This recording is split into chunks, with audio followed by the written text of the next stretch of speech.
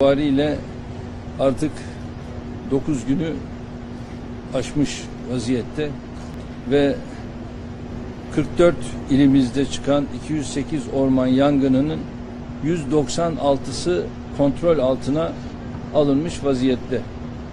Tabii 5 ilimizdeki 12 yangının kontrol altına alma çalışmaları devam ediyor. Bu illerimiz yani büyük şehir olarak başta Antalya, Muğla, Isparta, Aydın ve Denizli illerimiz.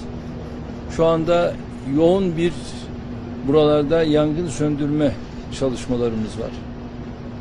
Uçaklarımız, helikopterlerimiz, arazöz, bunun yanında tomalarımız bütünüyle oralardaki köylülerimizin kendi imkanları da dahil olmak üzere yoğun bir çalışma buralarda devam ediyor.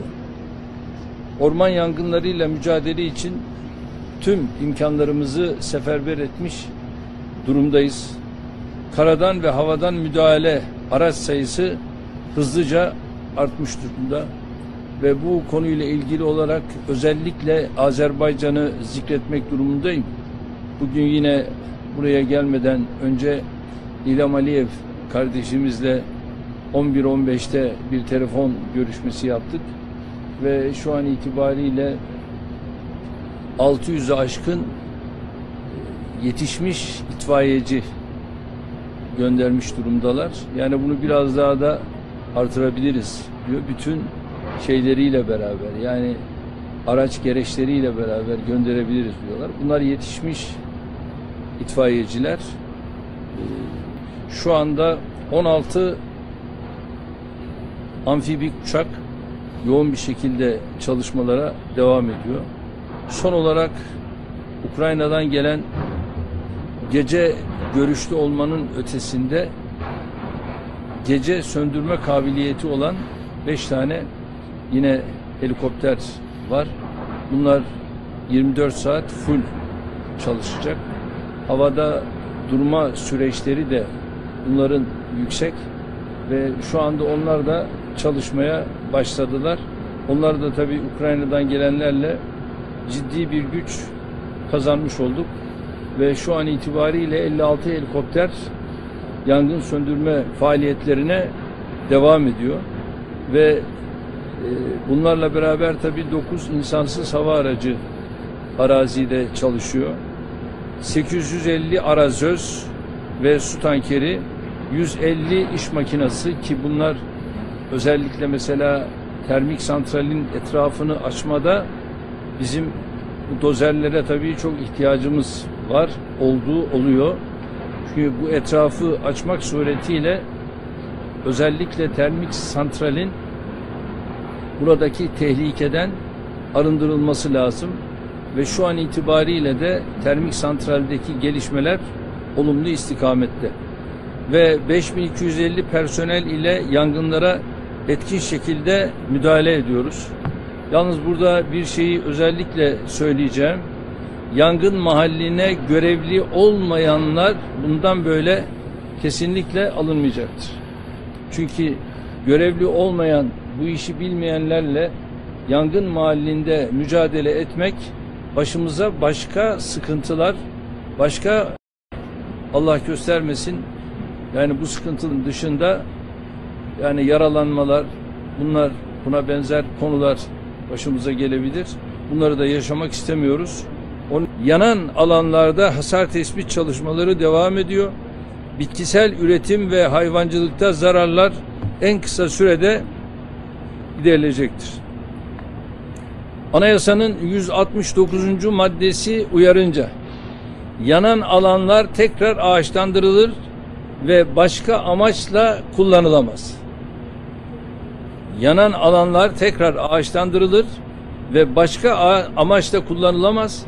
Yani bunu maalesef siyasetçilerden bazılarının ifade ettiği gibi, yani benim şahsımın, yani buralarda inşaata açılacaktır, bunların yapımına müsaade edilecektir istikametinde onayımın olduğu veyahut da parlamentodan böyle bir şey, asla böyle bir şey yok. Bu yalandır. Zaten Kılıçdaroğlu'nun yalandan başka da bir sıfatı yoktur. Yani böyle bir zamanda muhalefet acaba iktidara nasıl yardımcı olacağız bunu düşünmesi gerekirken bunu düşünmeyip tam aksine acaba yangına nasıl körükle gideriz bu işi yapıyorlar. Bunların yaptığı iş yangına körükle gitmek. Yani bunların eline bir körük daha verseniz inanın ne yapıyorsun ya demez. Onu da alır onunla beraber yangına gider. Yeni ağaçlandırma doğal bitki örtüsüyle uyumlu olacaktır. Geleceğe Nefes kampanyası ile her vatandaşımız için 3 fidan olacak şekilde toplam 252 milyon fidanı yıl bitmeden inşallah dikeceğiz. Yeşil vatanı korumak için cansiperane mücadelemiz devam edecektir. İktidarımız döneminde 5 milyar 400 milyon yetişmiş ağaç diktik. Bunu yapan bir iktidarız biz. Dolayısıyla bundan sonraki süreçte de yine aynı şekilde bu çalışmalarımızı yoğun olarak devam ettireceğiz ve ülkemizi asla çöle teslim etmeyeceğiz, kurak bırakmayacağız. Buyurun, söz sizin. Güvenlik bildirisinde ilginç olarak ülkemizin içinde karıştırdığı dezenformasyonlarda bir güvenlik sorunu olarak ifade edildi. Bu ne anlama geliyor? Bir daha. Dün Milli Güvenlik Tamam. bildirisinde ülkemizin içindeki karıştırdığı dezenformasyon kampanyaları milli güvenlik sorunu olarak ifadelendirildi. Bu ne anlama geliyor? Şimdi arkadaşlar biliyorsunuz son zamanlarda yani Türkiye'yi fakir fukara, garip kuraba göstermek için yani insan söylemek de istemiyor. Help Turkey diye bir kampanya başlattılar. Tabii bunun karşısında bizim söyleyeceğimiz ne var? Tek şey var. Güçlü Türkiye. Biz güçlüyüz. Ve nitekim fazla dayanamadılar. Hemen kısa bir süre içerisinde de Help Turkey'yi ne yaptılar? Çektiler, sildiler. Şimdi Türkiye'nin böyle Amerika'dan yönetilecek veya Avrupa'dan yönetilecek belli yerlerden yönetmek suretiyle adeta dezenformasyonla bir terör estirmek, yani benim yalan terörü dediğim şekilde bir terör estirmek suretiyle halkımızı yalana esir etme kampanyası gayreti içerisinde olanlar var. Ve bu konuda biz onlara prim vermeyeceğiz. Vermedik. Biliyorsunuz Kobani'de bu millet büyük bir imtihan verdi. Ve Kobani'yi biz çözdük. Kobani'deki bütün o Kürt vatandaşlarımızı biz koruma altına aldık. Ve şu anda eğer Türkiye'de 4 milyon ağırlıklı olarak Arap ve Kürt mülteci varsa onlar bizim korumamız altındaysa ve bu özellikle göçmenleri koruması altına alan Türkiye herhalde zayıf bir ülke değil.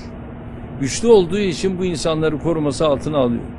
Alırken de bunu mevcut imkanlarıyla alıyor. Finansmanı iyi yönettiği için bunu başarıyor, bunu alıyor ve bundan sonra da yine finansı iyi yönetmek suretiyle bu tür adımları atacağız ve bundan da hiçbir çekincemiz yok. Çünkü biz güçlü Türkiye'yiz. Biz darda kalana elini uzatan, koşan bir Türkiye'yiz. Yani biz iktidara gelince burada ne kadar Suriyeli varsa bunların hepsini kovacağız diyen bir iktidar olarak gelmedik. O Bay Kemal'in şahsiyetidir. O bu tür Türkiye'deki mültecileri kovmanın hesabı içerisindedir. Ama biz böyle bir şey asla söylemedik. Çünkü ülkemize sığınan, bizden el eman dileyen, kendi ülkesindeki yönetimlerin öldürmeye gayret ettiği bu insanlara biz kapımızı açtık ve bunları koruma altına aldık. Tamam. Teşekkür ediyoruz. Sağ olun.